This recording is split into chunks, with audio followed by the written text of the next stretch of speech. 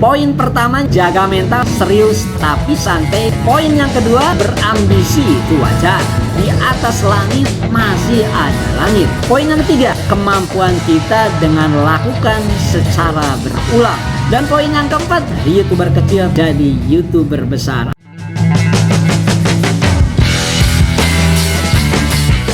Assalamualaikum warahmatullahi wabarakatuh. Selamat berjumpa kembali dengan Kang Asik, channelnya sahabat YouTuber pemula.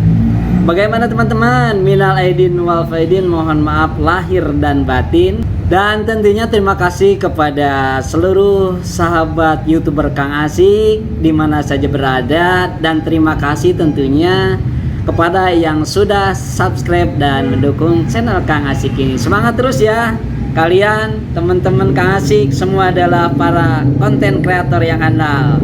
Baik, kita lanjutkan ya teman-teman. Dan mohon maaf tentunya ini sangat berisik sekali karena Kang Asik ini ngonten di pinggir jalan dan ceritanya lagi jaga ya. Lagi kerja. Baik teman-teman, kita lanjutkan santai saja. Dan tentunya apakah baru-baru ini dari teman-teman ada yang sudah mendapatkan notifikasi beberapa halaman angket pertanyaan dari YouTube? Jadi Kang Asik seminggu yang lalu pernah mendapat angket dari YouTube loh. Sayangnya tidak di screenshot. Soalnya Kang Asik lagi bener-bener bete sama yang namanya stabilitas dari jumlah subscribe yang terus juntai, seolah-olah ada virus yang lagi menggerogoti subscribe kita. Akhirnya Kang Asik sambungkan keadaan ini dengan sebuah pertanyaan yang lumayan sedang trending di YouTube minggu-minggu ini. Pertanyaan itu teman-teman adalah, adilkah monetisasi YouTube untuk channel kecil? Ini pertanyaan yang menarik ya. Kalau menurut jawaban dari teman-teman, kira-kira bagaimana? Kalau menurut pengalaman Kang Asik, ya dengan keadaan terberat yang dialami saat ini adalah sebagai berikut. Baik teman-teman, langsung saja bahwa seiring dengan jumlah subscribe dan jam tayang Kang Asik yang terus menurun sangat drastis, tiba-tiba Kang Asik mendapatkan notifikasi dari YouTube yang isi pertanyaan dari angket YouTube itu menanyakan beberapa hal, antara lain kurang lebih adalah yang pertama, sejauh manakah kepuasan kita menggunakan platform YouTube? Di situ sudah disediakan beberapa pilihan jawaban oleh YouTube dengan memilih salah satu checkboxnya, yaitu sangat puas, puas, cukup puas, dan tidak puas. Kemudian yang keduanya, dalam 2 minggu terakhir aplikasi media sosial apakah yang paling sering kita gunakan? Di sini juga sama, di mana beberapa pilihan checkbox itu menyediakan pilihan antara lain ada YouTube, ada Instagram, ada Facebook, ada TikTok, serta LinkedIn dan lain-lain. Kemudian yang ketiganya, apakah pengguna YouTube merasa terbantu dengan disediakannya fasilitas untuk bertanya mengenai Q&A atau question and answer _tanya jawab yang dijawab oleh beberapa kontributor YouTube yang dipercaya. Kemudian yang keempat, dengan adanya aplikasi YouTube Studio yang disediakan oleh YouTube, apakah menu-menu aplikasinya mempermudah atau dengan istilah kata user friendly atau bersahabat dalam pengelolaan channel Anda? Di sini juga sama ada beberapa pilihan checkbox seperti sebelumnya tadi teman-teman. Yang kelima, serta pertanyaan-pertanyaan lainnya yang tidak bisa Kang Asik sebutkan secara rinci karena saking banyaknya. Hanya yang jelas beberapa pertanyaan dari YouTube itu cukup lumayan mewakili keluhan kita teman-teman. Dari seluruh pertanyaan yang disuguhkan oleh YouTube, semua Kang Asik jawab dengan apa adanya. Sehingga angket dari pertanyaan-pertanyaan itu Kang Asik kerjakan ya lumayan cukup lama juga ya. Ada mungkin sekitar 12 menitan lah. Bahwa ada kesimpulan YouTube atas jawaban dari Kang Asik. Kang Asik dinyatakan tidak merasa puas selama menjadi konten kreator di YouTube. Ya nggak apa-apa lah ya. memang itu adanya ya, gimana lagi kan Kang Asik harus menjawab. Tapi kita juga sebagai konten kreator, apalagi masih YouTuber pemula, ya seperti Kang Asik lah, gak usah ngomongin yang lain. Nggak bisa sepenuhnya kita itu egois, walaupun memang teman-teman rasakan sendiri bagaimana rasanya membangun channel di YouTube. Kalau kata Kang Asik, ya lumayan sangat banyak menyita waktu juga. Belum setelah konten itu kita upload, rata-rata banyak yang di luar dugaan kan teman-teman. Terutama banyak sekali yang tidak sesuai dengan jerih payah yang telah kita kerjakan. Nah itulah gimana lagi ya. Itu adalah konsekuensi logis kita ingin jadi konten kreator, ingin jadi YouTuber. Apalagi keadaannya masih pemula. Menurut kita konten ini sangat baik misalnya ya, dan ditata sedemikian rupa, viewernya sepi. Kadang-kadang kita membuat konten asal-asalan nih, videonya malah meledak jumlah pengunjungnya. Tapi ya semua itu kita tidak bisa menyalahkan kepada siapa-siapa. Yang jelas secara kasat mata, mau tidak mau, suka ataupun tidak, bahwa kemampuan kita, rezeki kita, dan popularitas kita itu dipertaruhkan jati dirinya dalam kualitas sumber daya manusia, pemilik channel, dan kuantitas atau jumlah angka subscriber dan jam tayang. Itu sudah dipastikan. Aduh Kang Asik ngomong apa sih? Tutorial aja ngebahas tentang cara cepat memperoleh 1000 subscriber, tentang cara mudah menambah jam tayang YouTube 2023 misalnya. Tapi perolehan jam tayang channel Kang Asik sendiri aja belum monet-monet. Seperti itu kan? Di sini artinya kita memang wajib introspeksi diri. Tujuannya ya biar kita enggak terlalu ambisius. Sebab kalau kita ambisius dibarengi di otaknya hanya monet dan monet doang, selamanya kita akan cemas teman-teman. Kalau cemas itu lebih berbahaya dari stres. Karena cemas itu suatu keadaan yang selalu dibayangkan secara berlebihan di dalam jiwa kita, di dalam otak kita. Padahal kenyataannya belum tentu terjadi. Cemas di dalam nge-YouTube yang berkepanjangan efeknya lelah, lemas, gak ada semangat, dan akhirnya berhenti membuat konten. Ya kalau baru sebentar membangun channelnya gak apa-apa sih ya teman-teman. Tapi kan kalau sebentar lagi mau monet, eman tenan, sayang banget kan.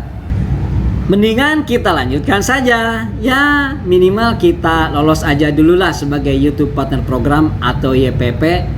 Tapi tidak usah ya terburu-buru, nyantai saja teman-teman. Biar terlambat asal selamat. Walaupun prosesnya lama, yang penting bisa meraih monetisasi seperti orang lain. Terus bagaimana ya Kang Asik solusinya buat kita para YouTuber pemula? Apa yang diupayakan dan diusahakan untuk meraih tujuan monetisasi tersebut? Masalahnya akan balik lagi ke semula tentang syarat-syarat monetisasi. Aduh bosan sekali ya kalau bahas ini. Akan tetapi supaya tidak terlalu mudeng, supaya tidak terkesan kompleks masalahnya, maka di dalam masalah tersebut harus kita sederhanakan. Masalah itu harus dikerucutkan dengan tujuan kita supaya jelas mengambil langkah-langkah dalam menyelesaikannya. Contohnya, pertama, sejatinya atau alamiahnya perolehan subscriber dan jam tayang itu sesungguhnya tergantung di kualitas konten video. Kualitas konten video yang diharapkan oleh penonton adalah tidak muluk-muluk. Pertama sekali adalah ya harus menghibur. Kalau tidak menghibur ya minimal bisa menginspirasi. Kalau keduanya masih belum ada pada konten kita, ya berarti harus bisa mengedukasi. Atau misalnya sedikit memberikan tontonan sebagai tuntunan atas kepentingan dan kebutuhan yang dicari oleh penonton tersebut. Yang keduanya teman-teman, bagaimana dengan solusi sub for sub, arisan gotong royong, komunitas saling dukung antar teman? Apakah kita memang selamanya akan berputar di situ-situ saja? Kalau pendapat Kang Asik sih, ini memang efektif tapi agak tidak efisien. Mungkin hal ini bisa mendukung hanya di saat mengantarkan kita sampai di gerbang monetisasi saja. Selanjutnya masih abu-abu, alasannya sederhana. Di dalam komunitas sub for sub, arisan gotong royong dan komunitas saling dukung antar teman, temanya dijamin tidak akan sama karena di dalam komunitas itu adalah bervariasi. Sehingga setelah monetisasi dengan tema yang berbeda, kita dengan sendirinya akan terpisah karena berbeda kepentingan. Kemudian yang ketiganya, bagaimana dengan teori upload video yang tujuannya untuk mengaitkan rekomendasi YouTube? Ini pun sebenarnya sangat rawan sekali, apalagi untuk YouTuber pemula. Karena terlihatnya seperti mudah untuk melakukan teori upload video ini. Tapi pada kenyataannya banyak yang terjebak dengan efek rontoknya jam tayang, dan lebih parah lagi, itu mungkin saja bisa di-ban hingga tidak bisa dimonetisasi dan melanjutkan membangun channel kita. Untuk melakukan teori upload video hingga pasif ini sangat memerlukan pengalaman. Istilah kata jam terbang YouTube-nya memang harus tinggi teman-teman. Makanya daripada itu, ya Kang Asik hanya mengajak dan kita saling mengingatkan bahwa kita adalah harus konsistensi. Intinya ya biar terlatih seperti itu. Jadi sahabat YouTuber Kang Asik semua, bagaimanapun dan hal apapun, ternyata di YouTube itu kita tidak cukup hanya punya ambisi dan prestasi semata.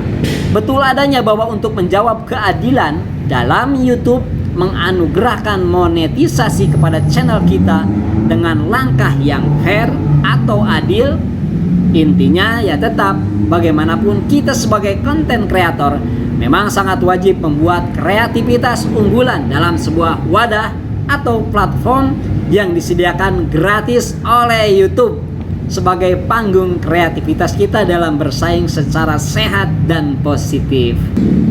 Baik teman-teman, ini ada catatan pentingnya ya.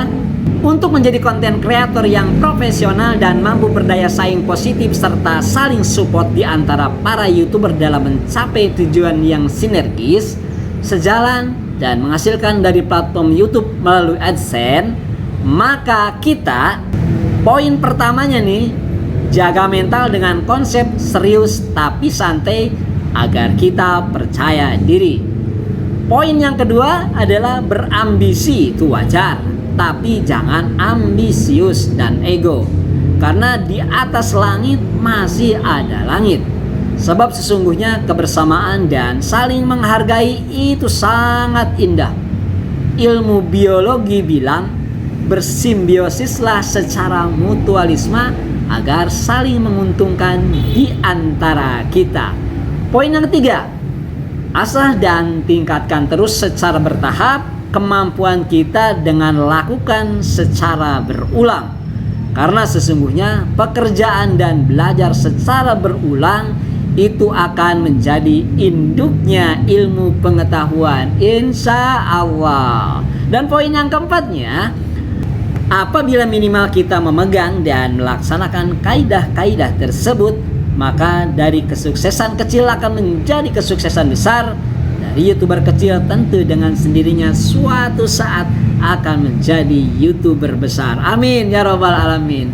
Jadi itu saja yang bisa Kang Asik sampaikan saat ini. Mohon maaf banyak salah-salah kata, dan itu semua karena terbatasnya ilmu pengetahuan yang Kang Asik miliki. Berjumpa di video berikutnya. Kang Asik izin untuk undur diri. Mohon pamit. Wallahu muwaffiq ila aqwamit thoriq. Assalamualaikum warahmatullahi wabarakatuh. Jos.